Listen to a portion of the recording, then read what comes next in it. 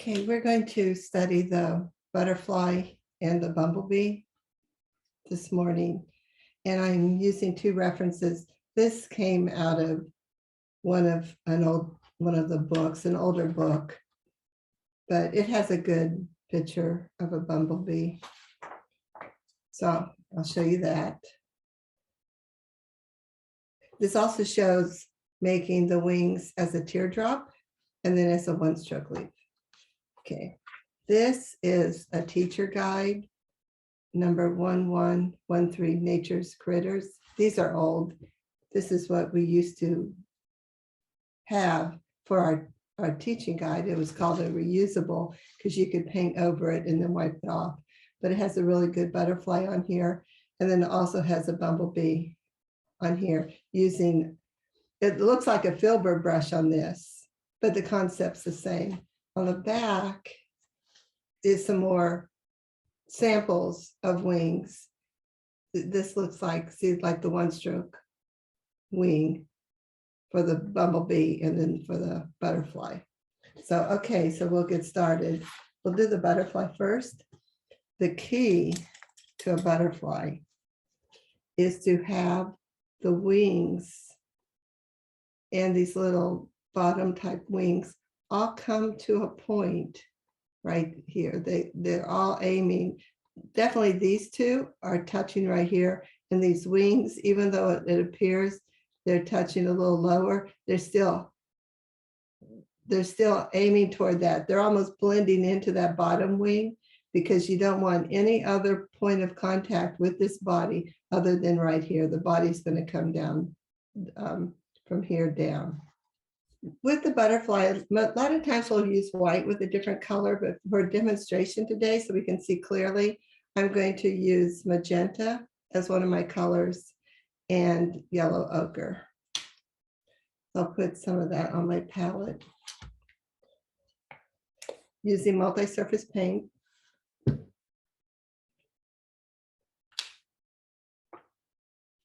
Okay. And I'm going to use a number 12 brush, number 12 flat. So I'm going to double load, dipping into the two colors, stroking back and forth, wanting to get 2/3 to the ferrule, get fully loaded. Okay, my brush is fully loaded now. Okay, the key to the butterfly is having an ending point right there.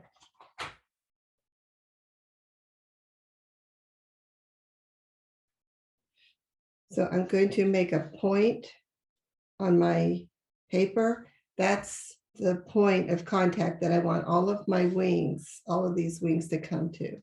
So I'm going to start right up here. A little bit better here. I start right here. And I'm going to push, turn, lift, come to that point. Get some more paint. My next stroke is going to be at an angle like right here. Can you see that? And then on this guide, it shows it's right here. Push, turn, lift. So all my wings have come to that point.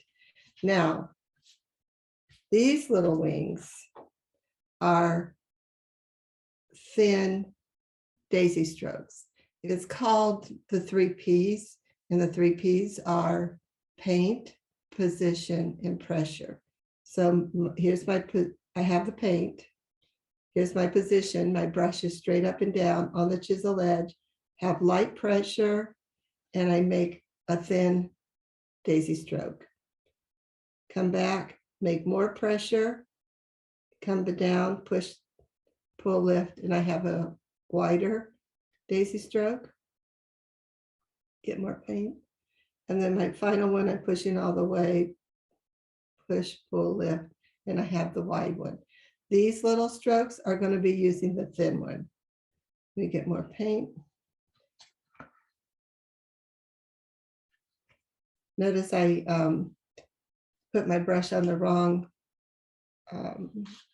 side of the wrong way. So what I did is I wiped my brush off the paper towel So it's still good because I had a lot of paint still on the inside of my brush, and I just need to start a new runway though, because I don't want to use this anymore because the paint's contaminated. Okay, so I just got to move this out of the way so we can paint right here. I'm painting those 2 daisy strokes close to the bottom wing, but to that point down here. So I'm touching, pulling, and lifting. The next one is going to be at a slightly different angle, but it's going to be shorter than this one, but hugging it at the same time. Push, turn, lift. There you go. So those are the shape of these wings. Now to do the body, I'm going to put a little bit of licorice or pure black on my palette. Come over here.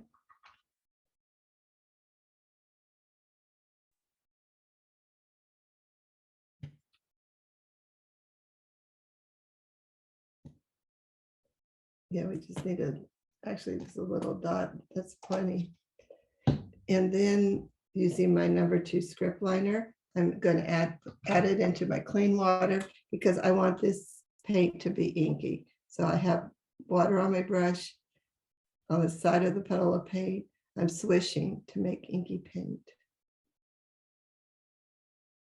Then to load, I thought that was a bubble, but it looks like it's a little chunk of paint. I'll move it out of the way. To load my brush, I'm going to lay it in the petal of paint, pull it through. As I'm pulling, I'm twirling it in my hand right here. So it's twirling. Okay. Then I take a paper towel. Because I dip this into my brush basin, see how I have drops of water right here? Let's see. So you can see it right there. So there's a lot of water here. So I'm taking my paper towel and just letting it absorb. Paper towel absorb that excess water. Okay. The body, the brush does the work itself. We just have to like slightly guide it at the beginning, and then it does the curvature on its own. To make a body, I'm starting on the point of my brush, chisel edge if you will, but it's the point. I'm going to lay it down just slightly, and then I'm going to start guiding it to do a curve. And as I do, I'm coming up, up, up, up onto the chisel edge. So it's touch, lay it down just a little bit, and then just immediately start picking your brush up to the point or the chisel edge. That curve happened automatically. I push, and then I start picking up my brush and the curve. The brush causes that curve. Now, it's very important for all of these wing parts to join at the neck or the shoulder of the butterfly. And on this example, if you could see, there's the head, the top of the head, and right underneath it at the shoulder part, all of these wings connect. To do that, I put the point of my brush at the point of the butterfly wings where they're all joining.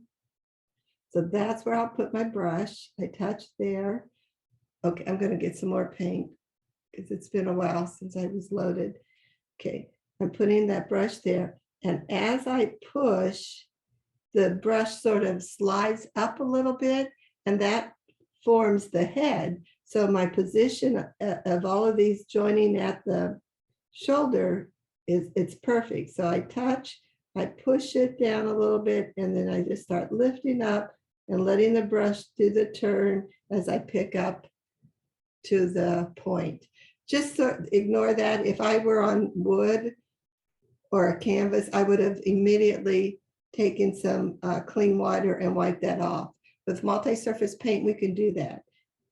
If something happens on your canvas or your wood piece, immediately with multi-surface paint, you can just wipe it off. You could just wipe it off. Now, plain acrylic or other types of paint, it doesn't work that way, and it doesn't work on paper. But so for this demo, we'll just have to pretend like my brush didn't come out too far. Okay, for the antenna, we take our brush, we go touch and pull. It's like to me, like a candy cane.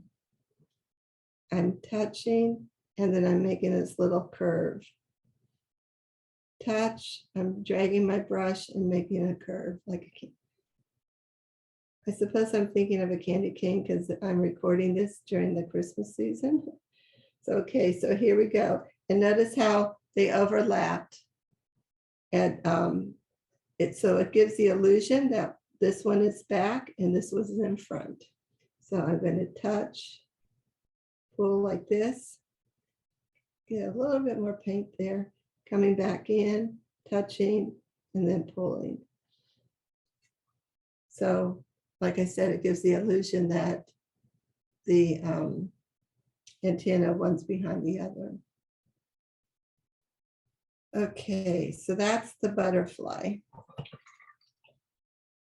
I'm going to clean my brush now and demo the bumblebee.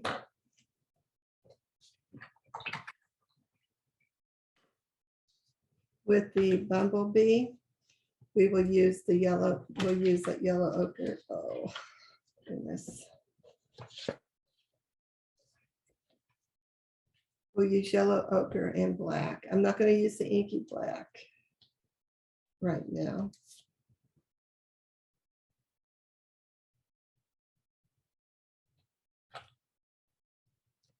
Just putting a touch.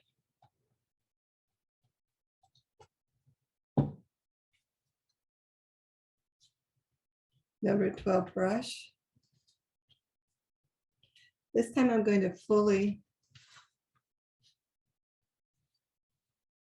load my number 12.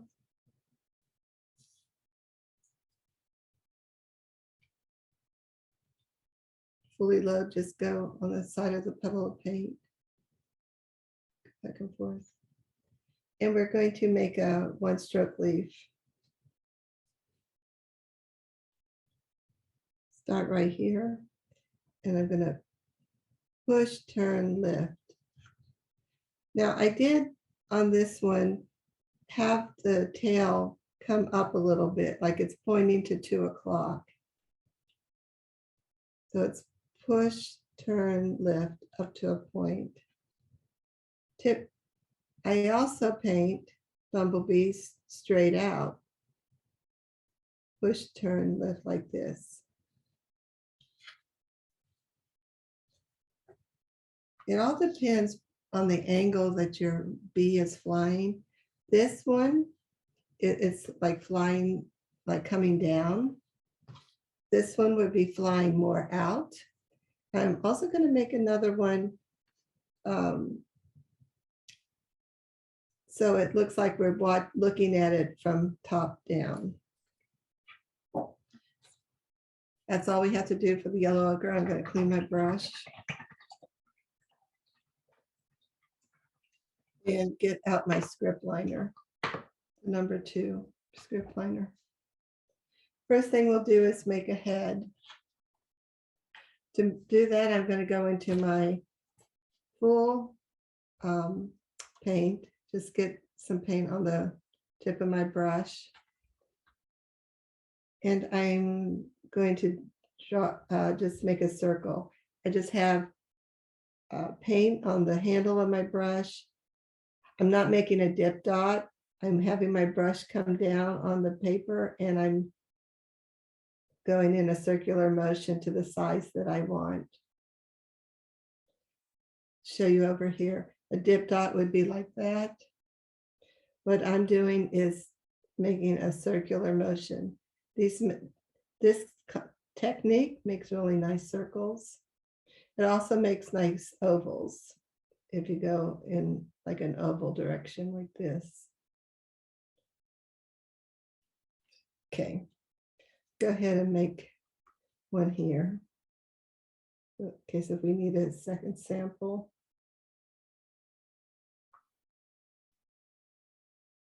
And don't make the heads too small.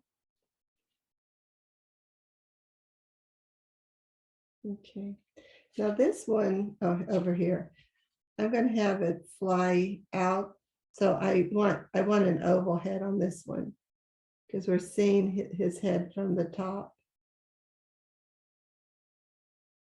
So just that easy, you can make those heads. Okay. Now I'm going to go back into the inky paint that we did with the butterfly. Right here. I'm going to add a little bit more water. Loading it the same way, pulling it through. We're going to make little hash marks on the body of the bumblebee. Using the tip of my brush, I'm going to make little lines, irregular lines. I don't want them to be the same size. I don't want like a line like this. Don't do that. Have irregular. No, that's not going to help. Let me turn it back on. Okay. I also want to follow the curvature of the body. So I'm going to start here. I'm on the tip of my brush. I'm making little hash marks going around, irregular. Okay. Come back, get more paint, make another row. Okay, to do that again, come in here. His head's a little more up, so I'm going to make his hash marks come down a little bit more like this. So each bee that you're painting is going to be a little different. It depends on how you did your stroke, your one stroke leaf, and how you did your head. So this one, he looks like he's coming down. This one, he looks like he's coming out a little bit more. He's flying out this way. Okay. And this is the one I'm going to paint the two wings. Although I think I got too close to those samples. Okay. And then make my next one. Okay, that's how you make, it's like the furry part of the bumblebee. That's what we're trying to accomplish here with these little hash marks. Then I'm making his little stinger. And that's just a couple strokes following the tail of the one stroke leaf there and then coming out a little bit. So I'm just making, it only takes like one or two. I'm sorry, two or three. I like that. Come back. This little stinger tip marks like this. So I would just say, like two or three. I like that. Okay. Before we put the antenna on, I want to make the wings. Going back to my number 12 brush.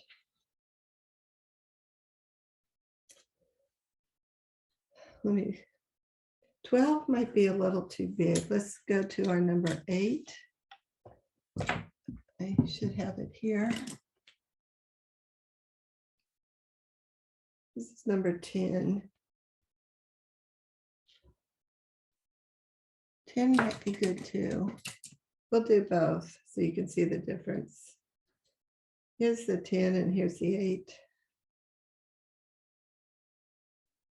Let's see. I'm just judging how big. Yeah, I'm gonna use the 8. So now I want to put white. I'm using titanium white, but wicker white is just as good. Put that on my palette.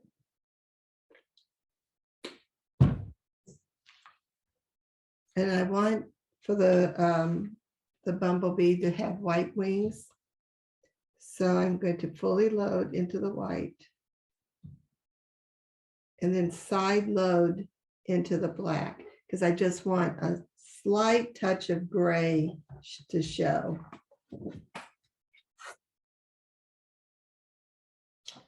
Like this one. See how you can hardly see that gray, but it's enough to show for dimension and separation of the two wings. So I'm going to side load into there right there. So it's just a little bit on the brush, but watch how it spreads when I go onto the runway. See how it really takes over. So you don't want too much. I'm going to go into the white and try to soften that down a little bit. There we go. Don't let it spread too far. Okay. Come back on this side. Okay. Now the wings, they also join close to the head. See how they're right there, right under the head. Now this one is flying like sideways, so the wings are going to touch together. If it's flying not so much at an angle, how we're looking at it straight to the side, you want to see a little separation of the wing points. You also, depending on how your butterfly's flying, I'm sorry, your bumblebee is flying, see how these don't even touch. This one looks like he's behind. This wing looks like it's behind the body, and then this one's on the front of it. So here again, just however your bumblebee is flying is how you're going to paint the stroke. So this one to me looks like he's sideways. He's really flying straight out. So my first stroke, I'm going to start right here under the head. I'm having the black on the upside, and I'm going to do a teardrop stroke. I'm going to run into that one, unfortunately. I'm going to come up and come back and come down. Okay, I'm going to paint another one real close here.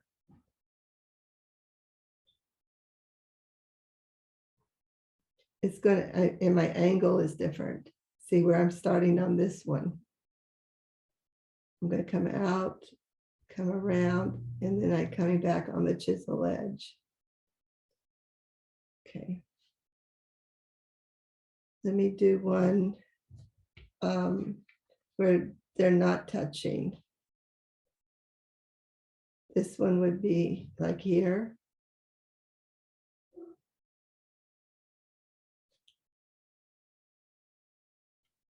And this one would be, I'm not at the same point, but I'm separate just separated just by a touch of hair. And I'll come, whoops, come make my teardrop and come back down. They look similar, but they're this one's not touching together and this one is. If you need to clean up the head, which I do, I feel like I do in my example here, I'm just going to come and clean up the head. Just where that white came over it a little bit like that.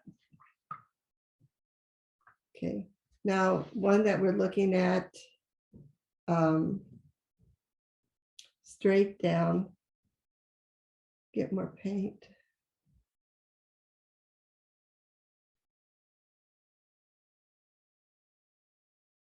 Good. This one's going to come out like this.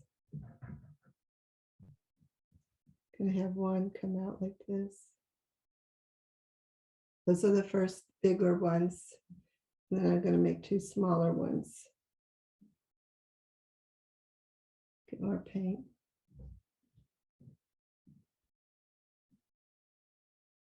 There you go. The last touch for this is the flying trail marks that we do. And they're just short little lines with our script liner.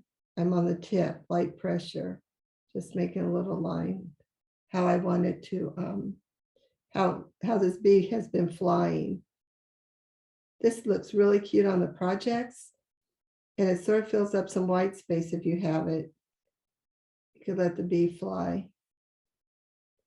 This one, he's coming down, So you want to make sure you know his trail is coming up. So again, follow the path of how you painted the body of the bumblebee. Going to get a little more water, make it a little more inky, because I forgot we got to do the antenna. These two, because they're flying, are just like the butterfly. I'm going to touch and pull. It's not so much as a candy cane like the butterfly was, but it's the same concept. Touch and pull. Okay, this one, touch, touch and pull. Coming back and get, I'm always going back and getting more paint, touch and pull. Okay, now this one is flying. So the antenna was going to look like this, come out and come in like this. So this is from the outside and it comes in. So there you have it. A butterfly using a one-stroke leaf and a bumblebee using a teardrop stroke. Okay, thank you for watching. And if you have any questions, please let me know. Okay, bye.